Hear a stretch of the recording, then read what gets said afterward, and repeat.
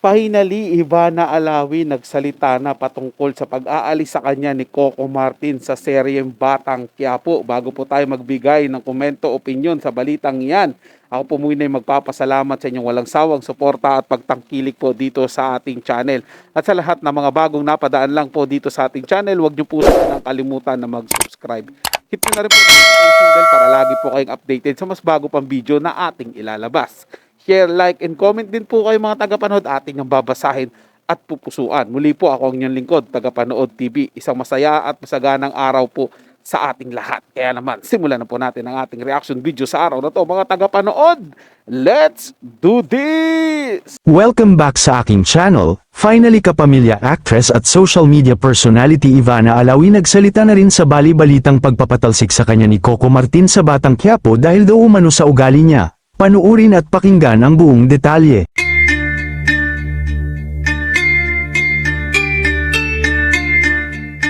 Kinumpirma na nga ni Ivana Alawi ang totoong dahilan kung bakit mawawala na ang karakter niya sa action TV series na Batang Quiapo bilang si Bubbles. Ayon sa publicist ng PPL Entertainment na si Rose na isa rin sa mga host ng vlog, hindi raw totoong tsutsughihin na si Ivana dahil sa attitude o dahil hindi ito namamansin sa set, o kaya naman ay hindi napapakiusapang mag-extend ng kaunting oras para sa taping.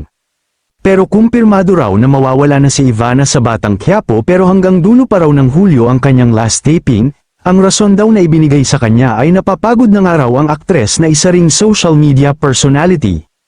Paliwanag pa ni Rose, hindi naman daw hayok sa proyekto si Ivana dahil sa totoo lang, milyon ang kinikita nito sa vlogging pa lang, idagdag pa ang mga endorsement nito at live selling, isa pa, milyonarya na siya dahil nga sa iba pa niyang mga negosyo. Aniya, it's true na mawawala na siya sa Batang Quiapo dahil ayaw na, pagod na, that's the statement na sinabi sa akin, ayaw na, pagod na siguro si Ivana, kung papansinin ninyo si Ivana hindi naman talaga siya yung ang gagamitin kong term hayok o yung anong na magka-project. Sa isang episode naman ng veteran showbiz columnist Christy Ferminit, ganito rin ang nasagap daw na chika ni Christy, na kesyo pagod na nga raw si Ivana sa taping ng serye. At ayon pa sa kampo ni Ivana, ayaw niya man daw iwan ang Batang Quiapo action series, pero wala daw siyang magagawa dahil hindi na daw talaga kaya ng kanyang schedule at sobrang napapagod na ang katawan niya, syempre gusto niya rin daw maka-bonding ang pamilya niya. Kaya naman hanggang July 12 na lang ang kanyang last taping, nilinaw din ng kampo niya na walang katotohanan na may attitude si Ivana kaya pinaalis sa Batang Quiapo, ito ay maling chismis lang daw, dahil sobrang bait daw nito, at marami daw ang magpapatunay nito. Nilinaw rin ni Ivana na, maayos siyang nagpaalam kay Coco Martin at sobrang naintindihan naman daw ito ni Coco, nagpasalamat pa nga ito, dahil sa mga naiambag ng karakter niya sa Batang Quiapo bilang Bubbles, samantala, matatandaang nagkaroon pa nga ng teaser patungkol kay Black Rider Girl na mukhang magiging bagong leading lady ni Tanggol sa kwento, na ang hula ng karamihan ay si kapuso actress Kim Domingo, pero ang iba naman ay ang hula nila ay si Heart Evangelista. Kayo mga ka-showbiz, anong masasabi nyo sa ating showbiz topic ngayon? Kung may opinion kayo ay magkomento lang kayo sa aking comment section. At syempre kung bago pa lang kayo sa aking channel ay mag-subscribe na kayo para lagi kayong updated sa mga showbiz trends na ina-upload ko. Maraming salamat po. Grabe po talaga ang showbiz mga tagapanood, no?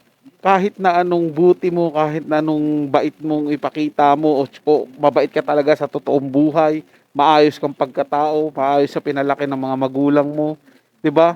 Meron at meron talagang masasabi sa iyo, meron at meron talagang maninira sa iyo, 'di ba? Kahit na ano pong gawin mga tagapanood, palagi pong may ganun 'di ba? Kahit anong ipakita mo, palagi pong may kontra sa iyo, palagi pong may sa iyo. Magpakita ka man ng kasamaan, ang dami rin lalong magda-down sa iyo na grabe yung masama ugali niya. Magmakita ka ng kabutihan, sasabihin nagpapanggap lang 'yan, hindi mabuting tao 'yan. Tapos pagka nagkamali ka ng konti, hindi mo sila napansin, hindi mo sila napagbigyan sa gusto nila. Ayun, nakatakot-takot na po na rights up ang bibigay sa iyo na kesyo. Lumaki ang ulo kasi sumikat na, tamad na sa trabaho kasi sikat na, ayaw nang sumunod kasi sikat na. Mga ganun po mga tagapanood At ito, kita natin kay Ivana Alawi, nadali po siya ng ganito. 'Di ba? Sa kabila po ng pakikisama niya at pakikitungo niya sa ibang tao, ganito po yung ibabalik sa kanya. Imposible naman pong sirain ng Ivana Alawi yung imahe niya. Sinabi ko na nga po to sa nakaraang kong video, di ba? Hindi naman po siguro sisiraan ni Ivana Alawi yung sarili niya. Di ba matagal niya pong pinaghirapan yung kasikatan na meron siya ngayon, di ba? Tapos sisirain niya lang po sa isang iglap na magkakaroon siya ng attitude na gano'n. Hindi niya susundin si Coco Martin, kesyo ganyan na, kesyo gano'n. Di ba? Hindi po natin napapakinggan yung buong kwento, mga tagapanood. Sa side naman ni Ivana Alawi, kung ano-ano na speculation na sinasabi natin na sumasama na yung ugali at ayaw nang sumunod. Siyempre marami pong ginagawa tong tao na to. Busy rin po ito, may vlog din to, may negosyo din. May pamilya pa po siya laging inaatinan, mas lagi niya pong kasama. Hindi po pa mga tagapanood. Siyempre, ano rin to, tao rin to, mga tagapanood. Sa dami ng ginagawa niya, gusto niya magpahinga. O tama po siguro talaga yung balita na na pagod lang po talaga si Ivana Alawi at ayaw niya na po na talaga ng sobrang hectic na schedule sa shooting. Kasi alam po natin, pag shooting po talaga, madaling araw hanggang gabi, tatrabaho po yan sila, di ba? Unlike sa pagbablog niya, sa negosyo niya, simple lang. Kasama niya pa po yung pamilya niya pag nagbablog siya, pero kumikita po siya. Baka nga po mas malaki pa ang kita ni Ivana Alawi sa mga social media niya eh. Di ba? Yung mga sahod na kikitain niya sa social media niya kaysa po sa Batang Quiapo. Hindi ko naman po sinabi na maliit magpasahod si Coco Martin, mga tagapanood. Siyempre, ang tinutukoy po natin dito is yung trabaho po, di ba? Nagtatrabaho ka, nakasama mo ang pamilya at hindi ka masyadong pagod. Siyempre, yun po yung pipiliin niya. Pero iba pa rin yung napapanood ka sa television. Di ba? Kasi may ibang tao po, wala pong social media yan. Kaya hindi ka po mapapanood sa YouTube o kahit anong platform mo. Ang inaasahan nila TV. Iba pa rin po yun, mga tagapanood. Kaya lang, pag hindi po kaya ng schedule mo, hindi po kaya ng katawan mo yung sunod-sunod na pagod, talagang titigil at titigil ka. Di po ba?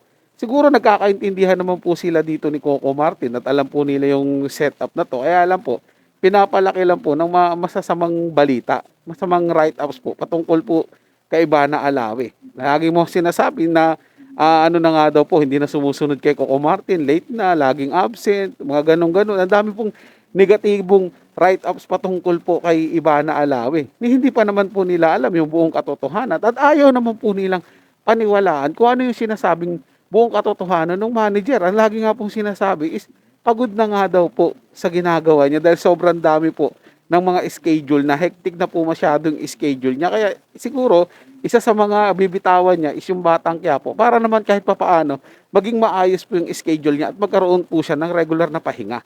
So yun lang po mga tagapanood na nagustuhan nyo po yung ating talakayan sa araw na to. At kung kayo bago lang po na napadaan dito sa ating channel, huwag po sanang kalimutan na mag-subscribe. Hit nyo na rin po yung notification bell para lagi po kayong updated sa mas bago pang video na ating ilalabas. Share, like, and comment din po kayo mga tagapanood. Atin yung babasahin at pupusuan. So hanggang sa muli po, ito yung Tagapanood TV. Komento at opinion lamang, wala pong personalan. Paalam po at mabuhay po kayong lahat.